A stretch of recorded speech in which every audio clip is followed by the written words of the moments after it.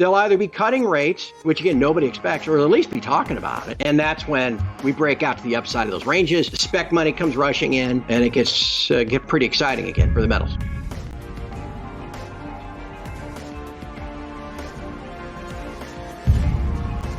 Yeah, that's what the pattern has been. And if you look at the current pattern on the chart, we have been, I guess the technical term is consolidating. Flagging is what technical analysts like to call it on both gold and silver. Ever since that big rally in 2020, gold has essentially been between 1,700 and 2,000. Broke out falsely to the upside a couple times, broke down this fall falsely, and now it's, square in the middle. It's like 1850, right? It was right in the middle. And silver's the same thing. Silver been bounded by 22 and 28. It banged out a couple of times above 28, fell below 22. And now it's right back in the middle at 24. It'll probably continue to chop sideways because the Fed, even this morning, these goons are out there saying, oh yeah, we're definitely going to keep hiking, well above 5%. And the economy is in the ditch. And so here's the thing, Elijah. They waited. You look at these goons now, they're sitting there saying, oh, there's no way we're going to cut rates in 2023. Cash Carey just said that yesterday, Thursday the 5th. Well, if you just rewind 18 months, that same guy was saying there's no way we're hiking rates until 2023.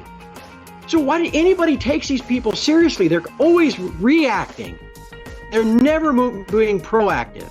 And so they waited to hike. Inflation got to 10%. Then they went crazy. They waited, through the war. That kind of threw them a screwball. They didn't know what to do when the war started back in February. Then they went crazy with all these 75 basis point rate hikes. They can no way measure the damage they've done economically. And as we record this, the metals are soaring today and the dollar's down, not because of the jobs report, but because of these purchasing manager indices, whether they're measured by S&P Global or by ISM, are now all four. The two manufacturing PMIs and the two service sector PMIs, all four are sharply down and negative and below 50. Anything below 50 is contraction territory. The official PMIs put out by regional Fed branches like Chicago, Philadelphia, New York, they're all negative as well. Those Fed PMIs, when they've gone negative before, that has preceded 8 of the last 8 recessions. Okay, so they're batting 1,000. But the Fed, we're just going to keep hiking. Well, they have no idea. Inflation's obviously coming down. So anyway, the key to all this, the economy goes in the ditch. The data is just going to get worse and worse through the first and second quarter. And by June, they'll either be cutting rates, which again, nobody expects, or at least be talking about it. And that's when we break out to the upside of those ranges. The spec money comes rushing in, and it gets pretty exciting again for the metals. You see that in the action this week. Every time there's any hint of what we talk about that macro shift coming faster than people expected, the Fed pivot, whatever, the stock market rallies, takes off, goes to the upside, because they're thinking, hey, more free money, right? And everybody probably listening to seen those charts, plotting the S&P with the Fed balance sheet, and they just rise with time and then decline and rise with time. And so depending on how soon that idea takes hold, and then once it gets into place again, I'm sure the stock market will rally again. In the meantime, the Fed, their governors, the former governors like Bill Dudley, have been telling everybody now for 9 months that they want to inflict losses, that they want to hit the demand side of the supply-demand equation to get inflation under control. So and with the economy slowing down, that affects the earnings part of the price to earnings ratio, the PE ratio. And so it wouldn't surprise me if, like gold and silver, the S&P just kind of continues to go sideways through the first half of this year. But history is replete with examples of equities going, crazy higher in countries that have where they're printing money, all the way back, to the Weimar Germany. So stock market, as one of the only games in town when all this money gets printed again, will probably benefit once more. Now, do you see precious metals benefiting more? Because sometimes you can kind of have a silent crash in the stock market if you see high inflation and just the stock market going sideways or not really keeping up with inflation. Here will be a thing to watch, Elijah.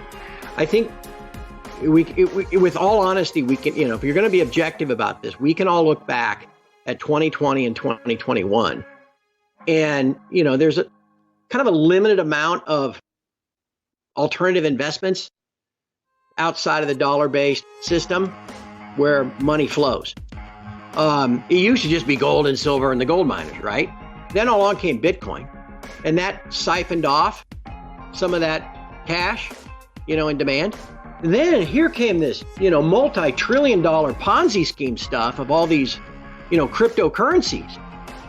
And, a lot of the speculative money or money that just wanted something outside of the fiat system got siphoned off into that as well. But I don't know if the damage that's been done, I don't think that stuff's ever coming back. These scams of the yield harvesting, and all that stuff, I don't think that's coming back. So as this all turns again upside and investor interest, speculator interest, all this kind of stuff gets focused again, on allocating even just a couple percent outside of the fiat system, Bitcoin's going to rush to catch up to, what it should have gotten to last time. And gold is like, well, we might as well buy some gold too. I'm not going to, buy one of these other deals, crypto or something like that.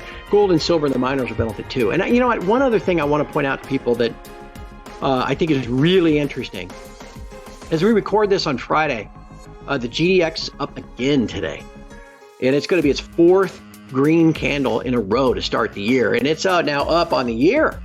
Just the 4 days this year, more than 10% year to date. Okay, and that's with silver kind of sideways. And like I said, gold up $30 or $40. That intrigues me as well.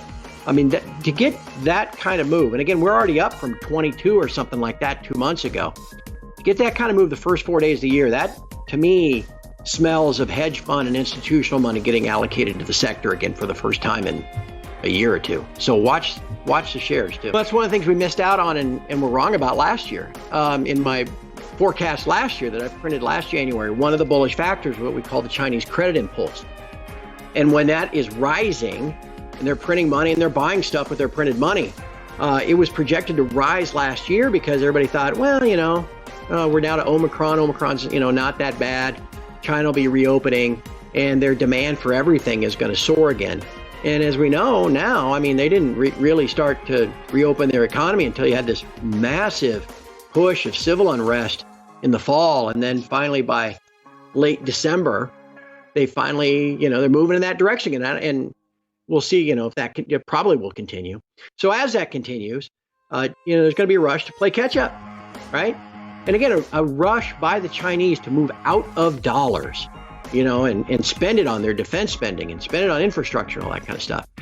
Well, we're already at a period now over the last 10 years, industrial metal stockpiles around the globe. If you add up New York and London and Shanghai and every place else where it's stored, industrial metal supply, copper, zinc, lead, nickel, aluminum, they've all been dwindling. I've got a chart in my annual forecast. It just shows you this dramatic trend. Well, if all of a sudden China comes back full bore, and part of that demand is not only industrial metals, but silver, solar panels and batteries and the rest. Where's the metal going to come from? That, the Silver Institute put out that report. Not me, the Silver Institute, this mainstream organization put out that report in November saying we're running about 150, maybe even $200 million 200 million ounce, I should say, supply deficit. Okay, well, what happens if China reopens, and India, and all these other countries go full bore buying metal, and the dollar falls at the same time. All of those pieces combine into, again, this year like 2010 and 19, next year like 2011 and 2020. But every time I say this, I figure people are going to go, I've been patient for 12 years now. But patience is the key, because it's going to be choppy. We've seen choppy already this week, right? Silver goes up, and then all of a sudden the dollar goes up on Thursday, and silver goes down 60 cents, goes down 4% intraday. It's going to be choppy. It's going to try to buck you off. Okay, and there's going to be trading sites and stuff out there that say, oh yeah, now, silver's going to go down to this, that, and the other thing. The key is going to be trusting yourself, understanding, following the macro data, not just, the technical data. Follow the macro data. Understand where this is headed, that the Fed ultimately, is going to be caught having over-tightened and driven the U.S. economy to the ditch, and then all of a sudden they're going to panic and go the other way, just like they panicked in 2022 with 75 basis points, three times in a row. And so you just got to stay sharp and not let yourself get thrown off by what will probably be pretty choppy, the first 3, 4, maybe 5 months of the year. And, it's not as simple as just, buy the dip, but maybe a dollar cost average. Maybe now's the time to, set up one of these online accounts. A couple of my advertisers have good online accounts, where you can access near spot. Maybe now's the time where you, I don't know, does Miles Franklin have a thing where they can take a little money out of you, you can give them a little money every couple of weeks sort of thing and buy how many ounces you can get, and just not be so concerned about the timing of your purchases. Just keep buying and accumulating because, again, history shows us that when this trend changes, when people figure it out, that's when things take off. And now that we'll have removed that siphon of dollars going into, these cryptocurrency scams, will probably go up and farther than people expect. And then one last thing, Elijah, that I've been waiting for, maybe it'll happen this time. Once again, in 2022, everybody bought what the Fed was selling. They bought it in 2010. They bought it from 14 to 18, that, oh, yes, we're going to normalize the balance sheet, and no, they're not. Okay. They're not. Everything changed in March of 2009. And the next QE program will be even larger than the last. That's what the trend is. And one of these times, everybody that invests in gold and silver is going to figure that out. And instead of having the GDX go from 15 to 45 and then back to 25, it's going to go from 15 to 45, maybe pause, and everyone's going to go, okay. And then it's going to keep on going. And so patience and trusting yourself and watching the macro is going to be the key. And that, again, that's when we started off talking about the importance of my site and sites like it for educating yourself. Nothing could be more important right now than to stay on top of things and think for yourself.